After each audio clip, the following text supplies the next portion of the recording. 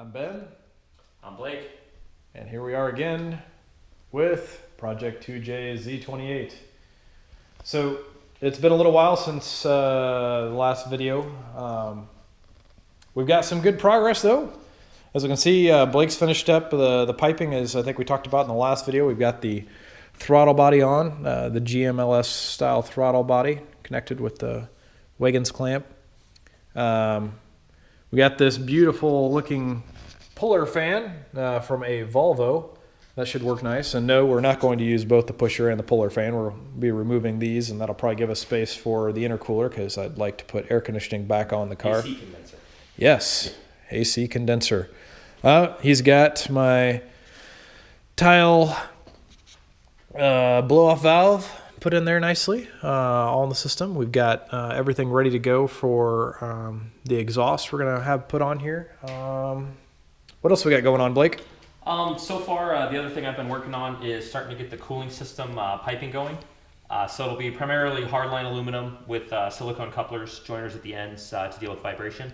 So this originally, obviously, in the 2JZ GE, this came off of. This was actually a broken piece when we got the cylinder head. It wasn't packaged real great.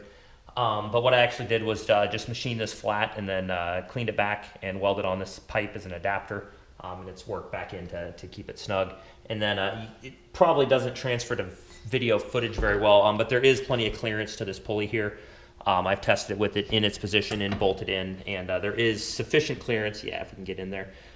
These two move together, so they don't ever move separately from each other, so they don't get any closer than they are here. And there's about 3/16 to a 1/4 inch of clearance there, so more than enough. You can get the belt in and out from underneath it.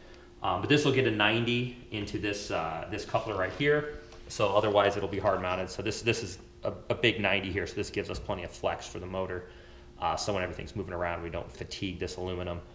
There will be a 1/8 inch NPT bung on the top of this, which will actually get a high temperature Schrader valve on it to make burping the system easy.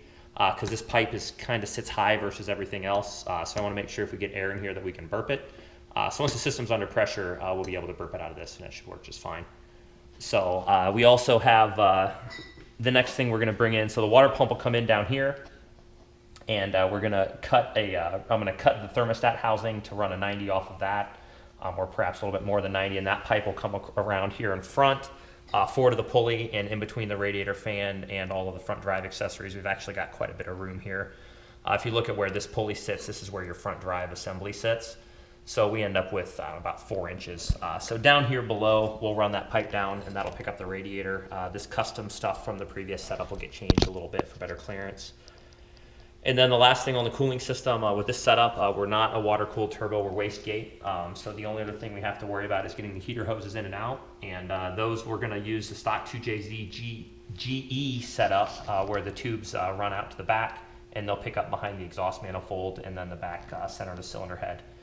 So right now these are heater hoses, and they come out of the firewall, obviously. So what we'll do is pull those off at the firewall, and we'll either piece together a couple or just find a couple at AutoZone or wherever that happen to fit nicely.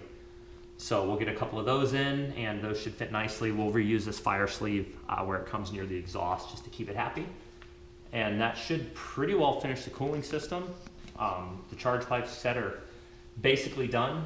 Everything's in place and ready. I'm going to add a couple of positive location brackets here that'll bolt in here. So there'll be a little square, a little piece of aluminum plate that will bolt to this front bumper, just to make sure that we can't blow this off under high boost. So that'll come in here a little bit later once I'm sure everything is exactly where it needs to be. Okay, great. So, Well, and speaking of the cooling, we've got the parts that I ordered earlier. We've got the genuine Toyota Lexus genuine parts. We have an actual Toyota water pump from the factory, so I don't have to worry about having a cheap one go out on us. And then this we got from the Superstore. It is a 200 amp alternator, basically remanufactured body, which, I mean, it looks brand new, so it doesn't look any different than all brand new, but the guts, all the internals are brand new for the amperage we'll need, so that's going to come in handy. So yeah, Yeah, so that's coming along. The next thing that we're going to get going is the cooling system's done, which hopefully should be in the next week or two. There is a notch cut in the exhaust manifold. I think we covered that quite a while ago. But there's just a little clearance cut on it. Again, it'll be kind of hard to see much of on camera. But it's basically just in one of the wastegate dump tubes. So that clearance just gives us a little bit more happy space to the frame, so that we don't kind of try to occupy the same space under load. So I'm going to plate that over, just get some stainless steel plate and plate that over. And then right now there's just two screamer tubes that come off of that exhaust manifold where the wastegates need to go. But right now those tubes and the motor mounts have a slight disagreement over who gets to occupy that space. So we're going to go ahead, I'll cut those back and adjust the location slightly. And then we should be able to get the wastegates on. Once the wastegates go on, we'll get the actual screamer tubes off of those. It's not going to be a merge style. They're just going to have screamer tubes under the car. So there's really no need to merge them back in. And also that would be a giant pain in the butt and I don't want to deal with it. Yeah. So we're not going to do that. We're just going to dump them. So they'll dump behind the steering or behind the subframe. So there'll just be two screamer tubes underneath there, one for each gate. You have a couple of JGS, I think 44 millimeters. I don't remember the size. They are 40 JGS. big. They're big. They're not small. Yeah, they're large. They should have no problem evacuating enough exhaust gas to keep us going well. Cool. So, and then after that will be the getting the exhaust out. I don't know if we've shown. I think we've shown this before.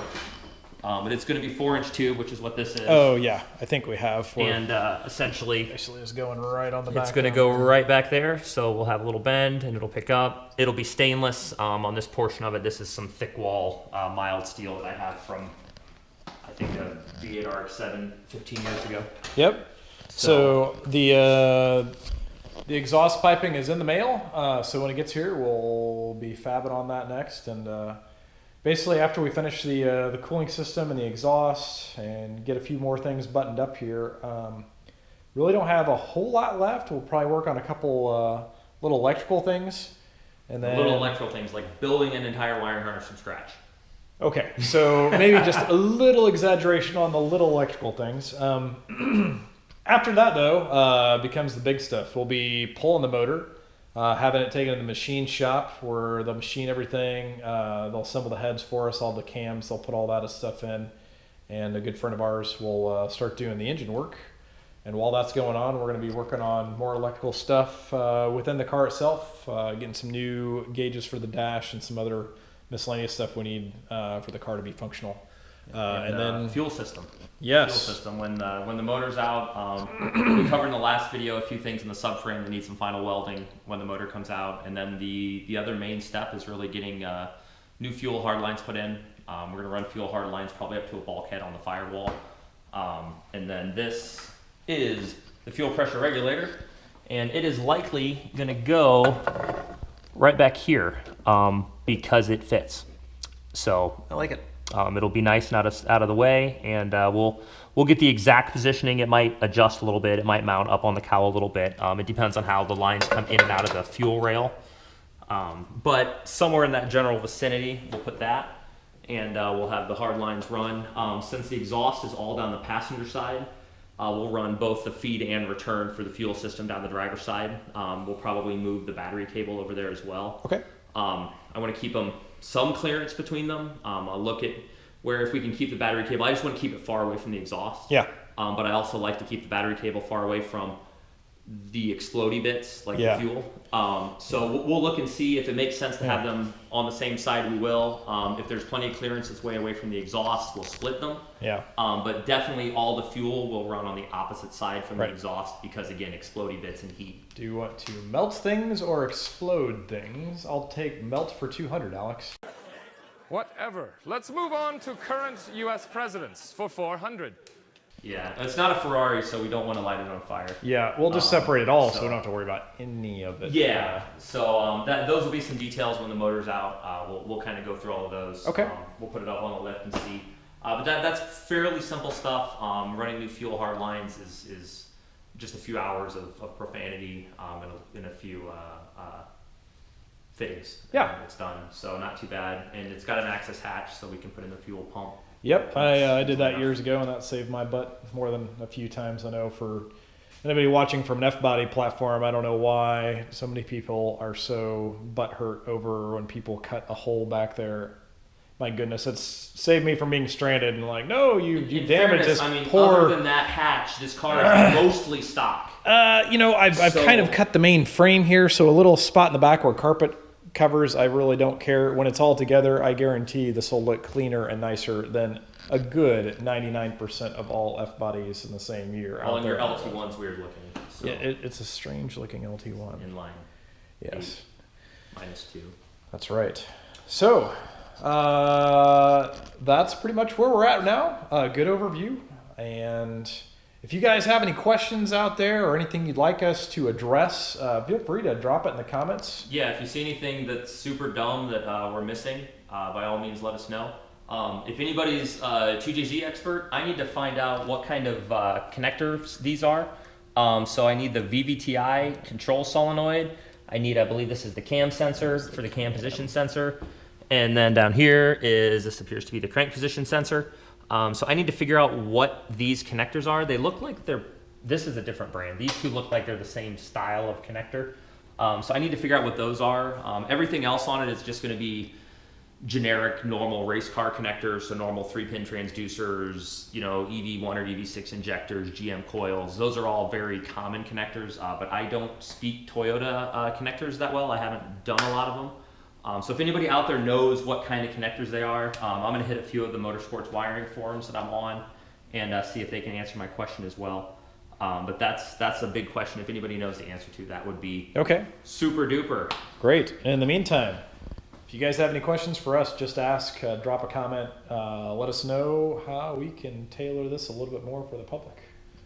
Yeah, absolutely. All Thanks right. everybody for watching.